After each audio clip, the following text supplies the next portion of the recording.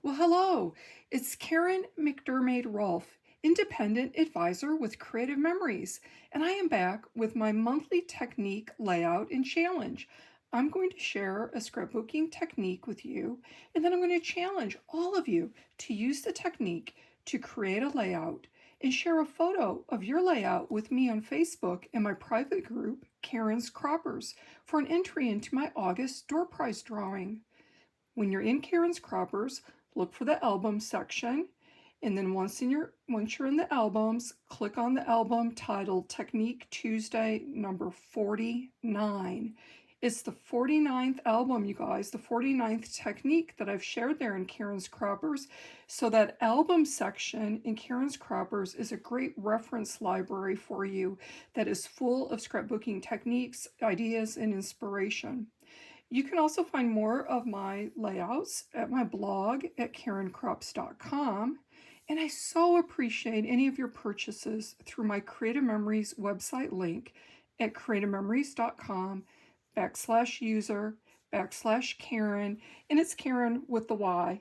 And I offer a generous customer rewards program, and I have a brand new quarterly gift to share with you. So let's take a look at the technique that I'm going to share today.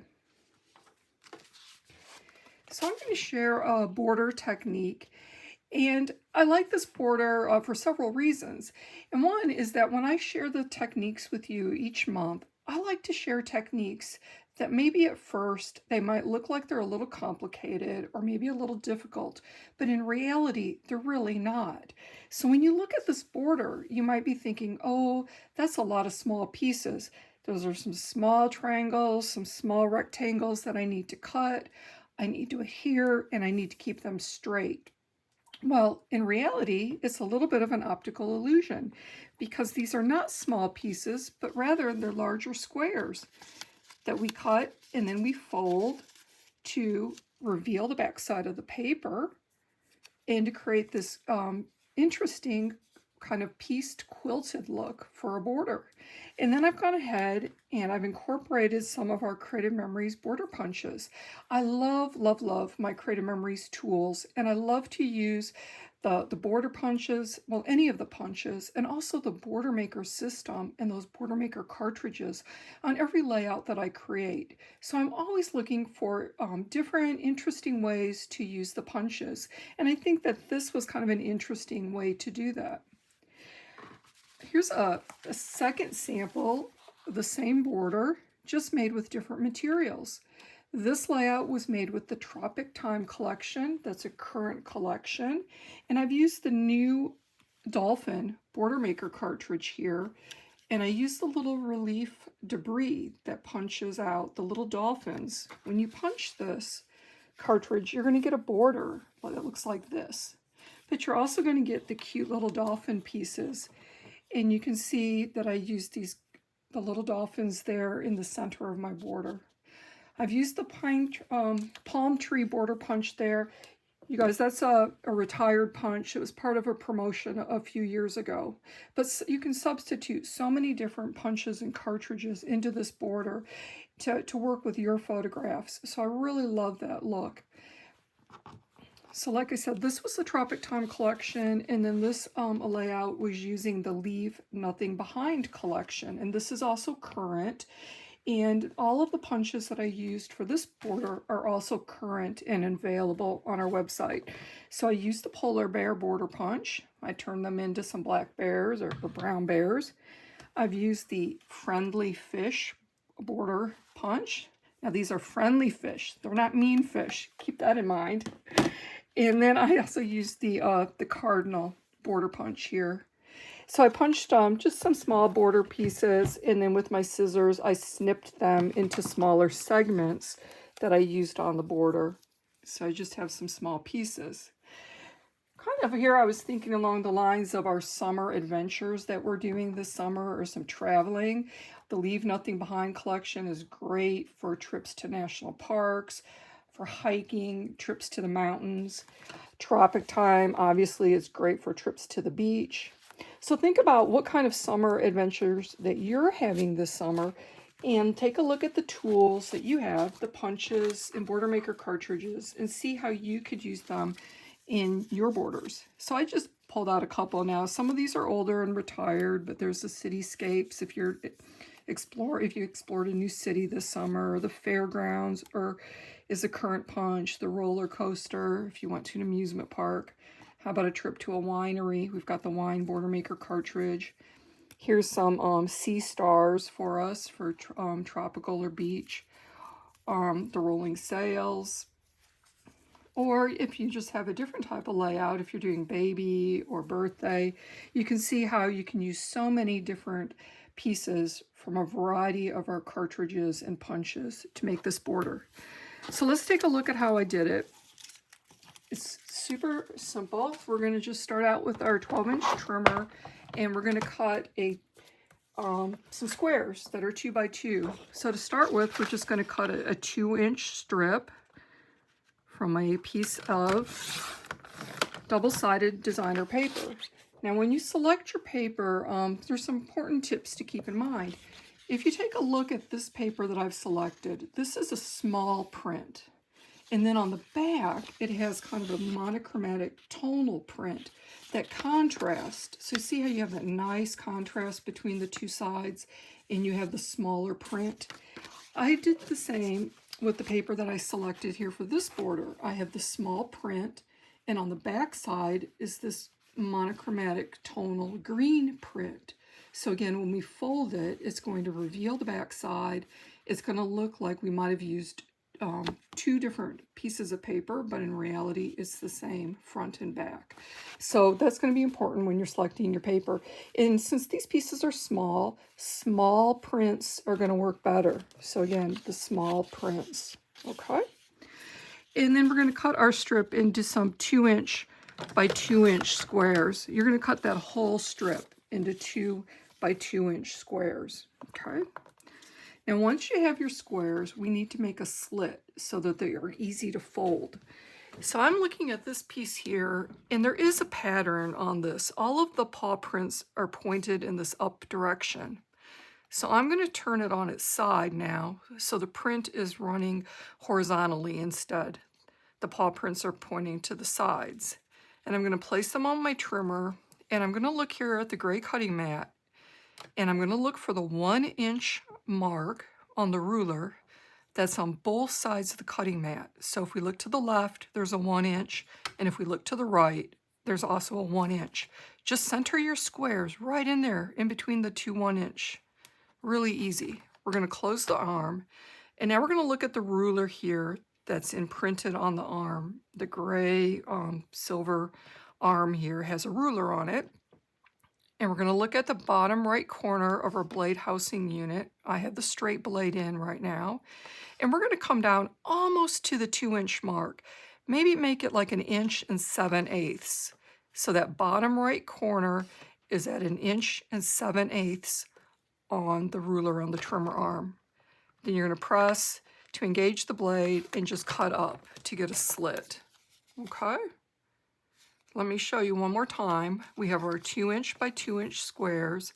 I have the pattern running horizontal, and I'm going to place it or center it in between both of the 1-inch marks on the ruler of the trimmer. I'm going to close the arm, and I'm going to take this bottom right corner of the blade housing unit, and I'm going to move it to about 1 7/8 inches, and then I'm going to cut up so I get a slit. And I'm going to do that with all of the pieces that I cut from that strip, okay? You're going to get 6 squares total. So once you've cut them now, we're going to use the little slit to help us fold. So we're just going to fold it back to make the little triangle pieces. And just try to be careful to get your triangle straight. The edge here of the green side is lining up with the edge of the pattern side. And we're going to fold it over to reveal it. And then we're going to take our tape, and I like using the repositional tape. I can get right there in the corners, right on the tip, so that way it's going to lay nice and flat for me. And you're going to do that. Now when you're folding your pieces, you'll notice that on this piece I started with the paw prints up and then I folded to reveal the green. You're going to do that with 2 of the pieces. So this way you have paw print rectangles and you have green triangles. Then for your other 4 pieces, you're going to do it the opposite way. You're going to start with the green side up, and then you're going to fold to reveal the paw prints, or the print side, whatever kind of print you're using for your paper. Okay, so I'm just folding that up to make the triangles. I tried to get it nice and lined up there with the edges, so that way I get nice straight triangles. That's gonna help when I assemble the border. So now you see the difference here. This has the rectangle is the print, and then this one, the rectangle, is the tonal. Okay, and you're going to do that with the remaining 4 pieces.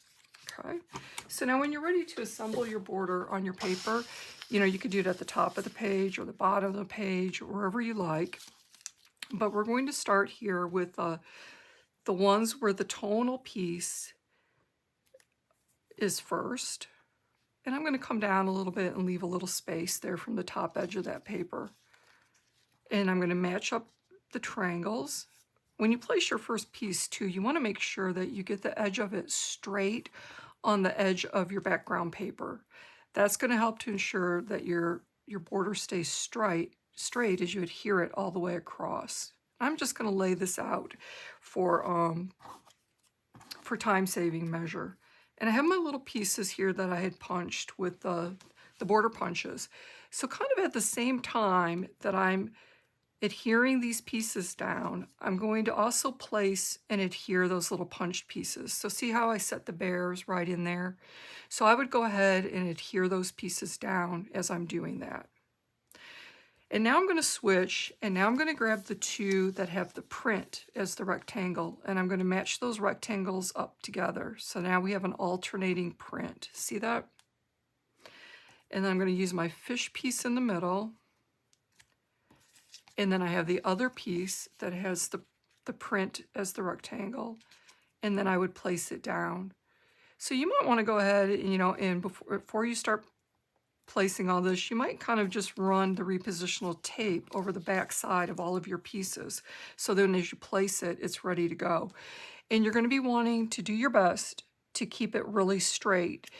It might help you to draw with your pencil a straight line going across your paper. Your paper like this one might have a grid on it, a little stripe that I can use as a guide to keep it straight. So then my final pieces are going to have the tonal as the rectangle. Again, we have the alternating pattern. I'm going to place the little birds in, and then I would adhere. Okay? So really easy. You see how easy that comes together? Like I said, you know, it might have looked a little difficult. It might have looked like there was a lot of small pieces to handle, but not really. We're just cutting and making some folds, and then we have the larger pieces to adhere down. Now, when I create borders, or really any layouts, I always say I like to layer, right? Layering adds more interest, it adds depth, it adds texture, it gives it a more rich finish. And since we're building this border directly on your background paper, the border does not have a background or an edge. And I always kind of like that. Typically, I would build a border on a background piece, but I wanted the background of the layout to peek through the diamond shapes here, right? So that's why I did it this way. But to give me a nice finished edge, I'm going to cut from the same cardstock that I punched my pieces with some 1/8 strips. And then I'm going to adhere those right over that top edge to give that a finished look. So when we look at our trimmer, we have the cutting lines here. The dashed line on the left is where the blade cuts. And if we looked at the dashed line to the right, that is 1/8 of an inch. So if we want to put our wave blade in, and you can use any of the decorative blades for this, I'm going to put the edge of my cardstock on the right dashed cutting line on the right. I've got my paper straight, And then I'm going to cut this really narrow 1/8 of an inch strip. I tried it with the 1/4 inch strips and I thought it was a little wide, but you know, it's still nice. You could do 1/4 inch if those are easier for you. And then again, to adhere that on the bottom edge. So these little strips are going to serve a couple purposes. You know, it's going to give it a nice finished edge. It's going to look like it's built up with more layers. And if your pieces don't quite meet up nicely, the little strip is going to cover that up. So you can go right over the top and it'll kind of cover up any places where they might not meet or match up perfectly. So I think you can get the idea, even though that I did not tape that down, of how to do that. So let's take a look at my finished layouts again. This one, I put it on the bottom and I finished it just like I shown you. And then I just cropped my photos to fit and placed them on. I made a title and I did a few little additional stickers here.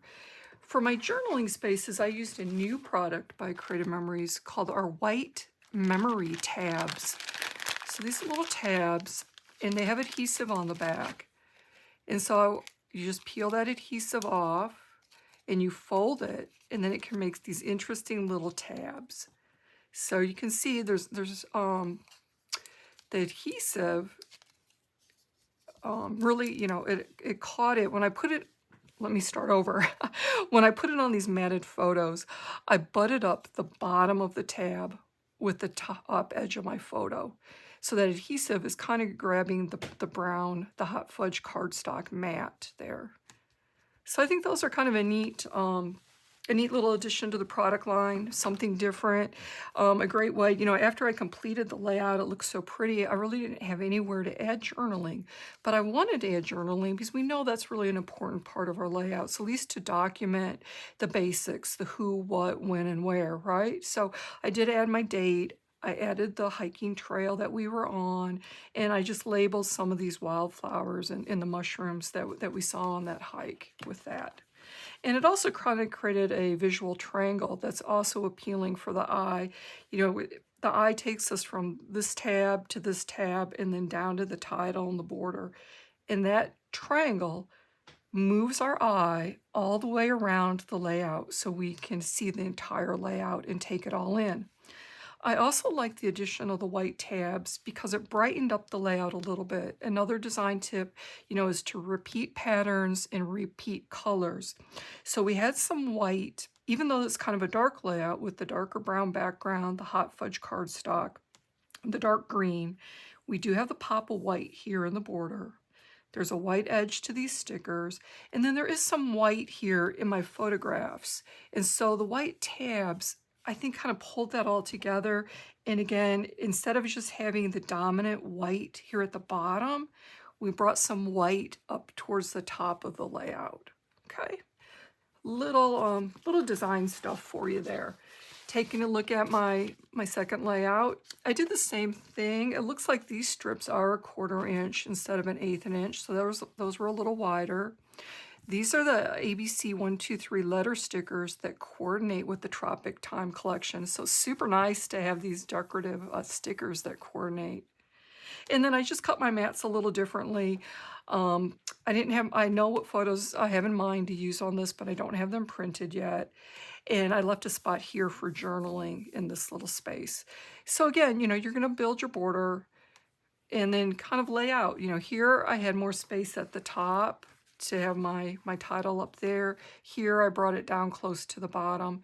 And then depending on the types of photos you have and how you can crop them, you've got a big space here, you know, large space here, a large space over here to arrange your photos and how they're going to work. Alrighty, you guys, I hope you like this border. I hope you give it a try. And I hope you take photos of your layouts and that you share them with me on Karen's Croppers so all of us can see. All right, everybody, have a great day, and thanks for visiting with me today.